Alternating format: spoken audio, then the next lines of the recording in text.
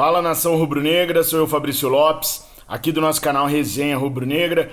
Hoje vocês estão vendo, eu não tô no meu estúdio, né? Eu tô em casa. Ontem eu não pude fazer o pós-jogo por conta do meu filho, que sentiu fortes dores ali na região do abdômen. Eu tive que levá-lo para o hospital. Graças a Deus ele já foi medicado. A gente tá tratando dele com a medicação que o médico mandou, tá em casa e tal. Mas a gente não tem tranquilidade, a gente tem que estar cuidando, tem que estar perto. Eu sou assim, tem que estar perto deles, saber como é que eles estão. Tem que pai e mãe tem que cuidar, né? E aí, por se tratar de uma virose, agora a Miriane também tá com o mesmo problema. Minha filhinha mais nova tá melhorando agora, enfim. Então nós estamos vivendo um momento assim meio tumultuado aqui em casa. O único que ainda não teve esse problema fui eu. E sou o mais fraco de todos por conta da bariátrica, mas graças a Deus eu não dei esse problema. Por isso eu não tô lá no estúdio, eu tô aqui em casa, tô ajudando a cuidar da galera da turma e não pude ver o segundo tempo do jogo do Flamengo porque eu tava no hospital com o meu filho ontem.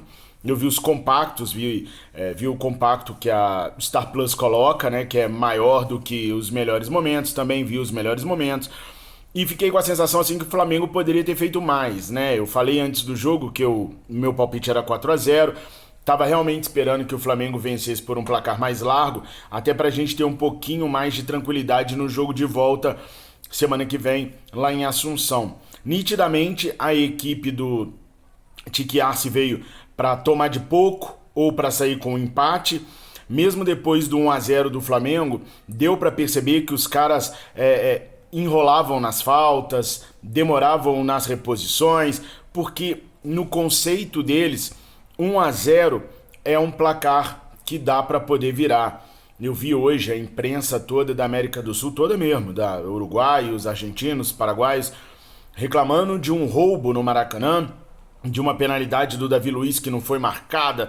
Particularmente eu achei que não foi pênalti, mas o primeiro tempo que eu pude assistir inteiro, eu não gostei da arbitragem, achei o Darío Herrera, o argentino, muito fraco, dando faltas desnecessárias, picando muito o jogo,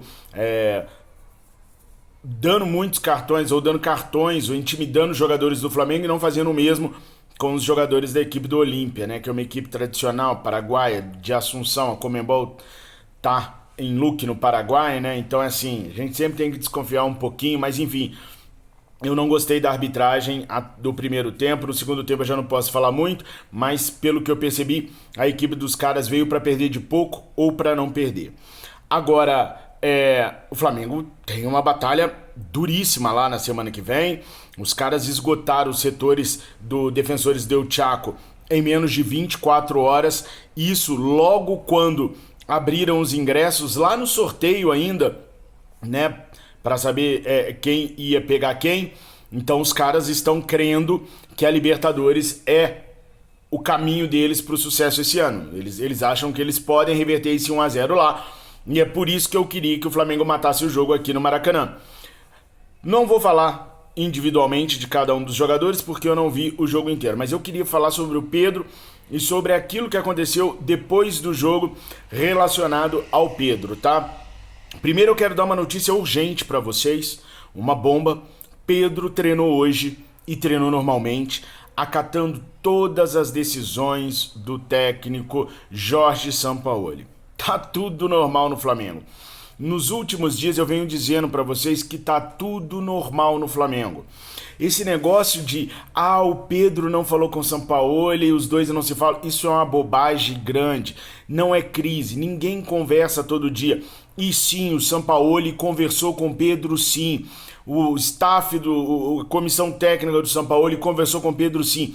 Ontem, depois da coletiva, o Sampaoli protegeu o Pedro, botou o Pedro debaixo do braço. As declarações que ele deu provam e mostram que ele tem consciência que o elenco é muito mais importante do que a comissão técnica dele.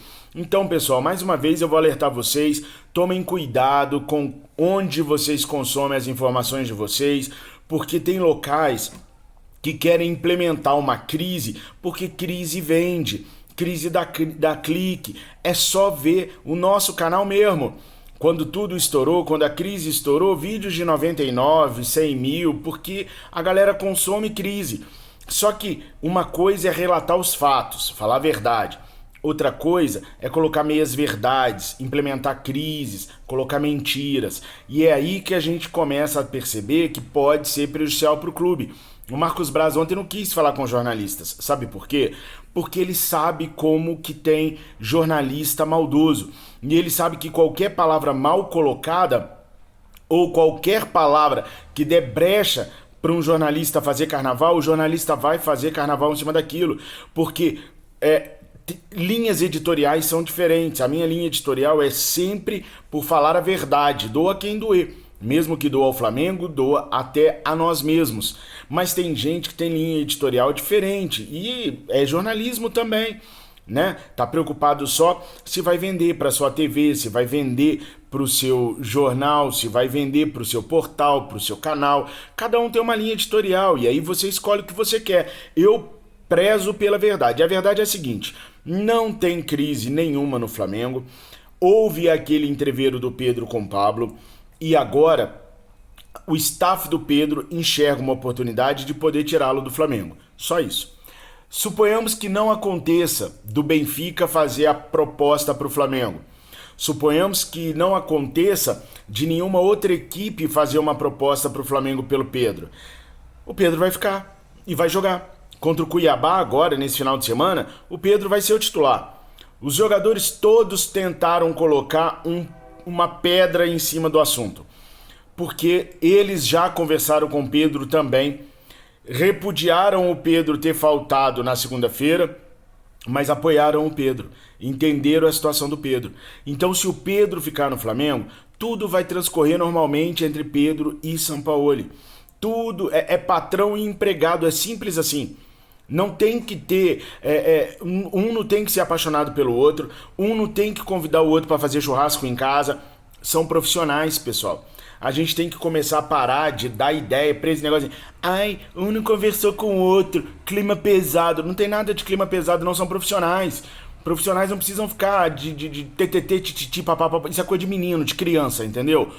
São profissionais. O Pedro tem que chegar na hora, treinar do jeito que o treinador mandar, entrar na hora que o treinador mandar, fazer em campo o que o treinador mandar e acabou. E acabou. A outra situação é a oportunidade que o staff do Pedro viu para tirá-lo do Flamengo. Os caras querem aproveitar o momento.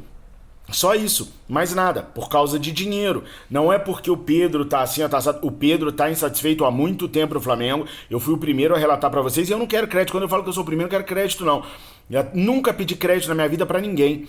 Eu só falo assim pra vocês porque quando eu falei da crise, muita gente falou que não tinha. Da crise não, da insatisfação do Pedro, muita gente falou que não tinha. E tem. O Pedro tá insatisfeito porque ele acha que já fez por merecer a titularidade no Flamengo. Ele acha que o título da Libertadores, com a eleição de melhor jogador, de artilheiro, com a eleição de melhor jogador da América do Sul, devia credenciá-lo para estar entre os 11 sempre. Só que tem um treinador que prefere o Gabriel, que se movimenta mais. Falar nisso, foi ele que deu passe pro Bruno Henrique, né? Ah, então tá bom. E tem um outro detalhe.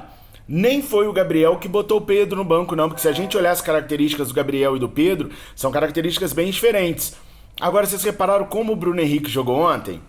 Vocês repararam? Não foi aberto pela esquerda não, companheiros. O Bruno Henrique jogou de centroavante ontem. Podem olhar a movimentação do Bruno Henrique, mapa de calor do Bruno Henrique. Isso eu olhei antes de vir aqui falar com vocês. O tempo que eu vi o Bruno Henrique jogando, pelo compacto, pelo mapa de calor, o Bruno Henrique jogou de centroavante. Só não jogou de centroavante preso. E Pedro, porque o Pedro não tem mobilidade. O Pedro fica rodando lá no ataque, né? Fica preso no ataque. O Bruno Henrique roda, mas roda menos do que o Gabriel. O Gabriel saiu bastante, procurou o jogo e o Bruno Henrique ficou mais fixo. Hoje eu posso dizer pra vocês que quem tá colocando o Pedro no banco não é o Gabriel, é o Bruno Henrique. A conversa tem que mudar. Não é mais o Gabriel. O Bruno Henrique perdeu uma saravada de gols ontem de novo. Tem que parar, a gente tem que cobrar o Bruno Henrique de melhorar a mira dele. Ele é um querido, talvez nesse elenco do Flamengo seja o jogador que a gente mais ame, mas ele tem que melhorar a pontaria dele. Tem que melhorar, tem que começar a colocar essas bolas pra dentro. Ele achou uma posição nova, ele tem velocidade para sair, para correr pela esquerda, mas ele jogou de centroavante, jogou demais. Aquele cabeceio que ele deu foi maravilhoso. O Matheus não tomava o gol do Bruno Henrique. O Matheus Cunha não tomaria o gol do Bruno Henrique. Mas problema do time Olímpia, se não tem um goleiro melhor. E o Bruno Henrique tá lá pra isso. Pegou a bola no terceiro andar, cabeceou no meio e o goleiro aceitou. O problema do goleiro deles foi um golaço do Bruno Henrique, até porque a bola foi muito veloz também, né? A cabeçada foi no meio, mas foi muito veloz. E o Bruno Henrique tem muito dessa característica de conseguir fazer essas coisas que o Gabriel não faz. O Gabriel, ele é letal com a perna esquerda.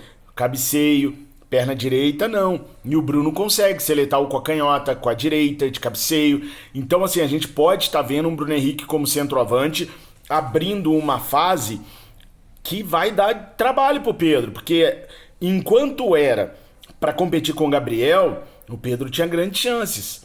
Agora, com o Bruno Henrique, eu acho que o negócio ficou mais apertado pro Pedro. Porque o Bruno Henrique, ele é multifacetado, ele faz muita coisa ali. E tá fazendo bem. Agora é impossível o Pedro tomar a vaga do Bruno Henrique? É óbvio que não. Até porque o Sampaoli roda muito a equipe, ó. No sábado agora ele vai ser titular. Aí ele vai jogar centralizado e o Bruno vai jogar aberto pela esquerda, se o Bruno for titular. Porque o Sampaoli não costuma ficar repetindo as equipes, né? Pode ser que ele jogue no ataque com o Cebolinha aberto na esquerda, que é, pelo que eu vi dos compactos, até que o Cebolinha foi bem ontem. Não sofreu pênalti, pra mim ele fez até a falta, né? Naquele momento que ele pede o pênalti, pra mim ele faz a falta, ele vai na perna do cara e não o contrário. Mas me pareceu até que o Cebolinha entrou bem ontem no segundo tempo. Então vamos torcer para ele continuar crescendo no Flamengo, que a gente vai precisar muito da ajuda dele. Agora, o Pedro não vai conseguir em clube nenhum no mundo se impor por títulos para ser titular, ainda mais numa equipe onde é recheada de grandes jogadores. O que o Pedro precisa entender, do meu ponto de vista, e aí vocês deixam a opinião de vocês aí também, é que se ele estiver num elenco que tem condições de ser campeão de tudo, obviamente ele vai estar num elenco de qualidade. E se ele tiver num elenco de qualidade, ele vai ter que disputar a posição com os caras. Não vai ter como. Não é o Fluminense, que ele era o melhor de todos. Né? Na Fiorentina ele já era banco do centroavante lá, jogou muito pouco, fez um gol só em quase 6 meses de Fiorentina, e pelo time B da Fiorentina, inclusive. Nem no time A ele jogava. Então, assim, se ele tiver num elenco qualificado, ele vai ter que disputar a posição independente dos títulos que ele ganhe, individuais e coletivos. Ele tem que entender isso. Agora, o Pedro ficaria bem no Flamengo. O Pedro nunca pediu para sair do Flamengo. Isso é coisa do staff dele que visa dinheiro. E é isso que vocês têm que entender também. O staff do atleta quer dinheiro. E para facilitar a vida do staff, quanto mais notícia de crise você der, mais o clima pode ficar ruim com o torcedor e o clube acabar sendo forçado a vender o atleta por um preço menor. A gente tem notícias aí, por exemplo, tem uma penca de jogadores da Bandeirantes, da Band, que foi mandado embora porque eles recebiam dinheiro de empresário para poder falar bem ou mal de determinados jogadores. Se vocês fizerem uma pesquisa aí na internet, vocês vão ver. Esse caso aconteceu com jornalistas grandes, tá? Se eles conseguiram provar a inocência ou não, não sei. Eu sei que eles foram mandados embora porque eles eram pagos por empresários para falar bem ou mal de jogador. Falar bem de jogador para poder levantar o jogador e despertar o interesse de outros clubes. Falar mal para facilitar uma venda do jogador. Por exemplo, se o Pedro custa 50 milhões de euros normalmente, se ele sai numa crise, indisposto com a torcida com raiva dele, o clube vai ser obrigado a vender, por exemplo, por 30, 20 milhões de euros. O staff dele vai ganhar dinheiro demais, os caras vão ficar milionários, mas o clube vai perder 20 milhões de euros. Então, sempre existiu esse esquema de empresário com imprensa para poder detonar ou levantar um atleta, para ele ter mais facilidade de ser vendido por um lado ou por outro. Então tomem muito cuidado. Nem todo mundo trabalha com a verdade, com a honestidade. Tomem muito cuidado. O futebol, ele é muito mais profundo. Pesquisem sobre essa leva de jornalistas, vocês vão se surpreender com os nomes que foram mandados embora da Band nessa época por envolvimento com empresários. São nomes grandes, tá? Eu não vou falar nenhum aqui, vou deixar para vocês pesquisarem. Mas são jornalistas renomados que foram mandados embora da Bandeirantes por causa de ganhar um por fora por empresário. Não duvidem que isso ainda acontece. Crise, gente, nós não temos. E assim, para a gente poder finalizar a questão do Pedro também, Hoje teve a inauguração do museu lá no Flamengo, né? E grandes personalidades estiveram lá. Zico, alguns ex-jogadores e tal. Mas o presidente Rodolfo Landim, que já voltou de Miami, também esteve lá na inauguração no Ninho do Urubu. E lá ele falou a respeito do Pedro. Ele disse o seguinte: bom, se o Benfica quer levar o Pedro, o que o Benfica tem que fazer é pagar a multa, deposita o valor da multa, conversa com o atleta a respeito de salários e da transferência dele e pode levar o Pedro, tranquilamente. O Pedro só sai do Flamengo pelo valor da multa.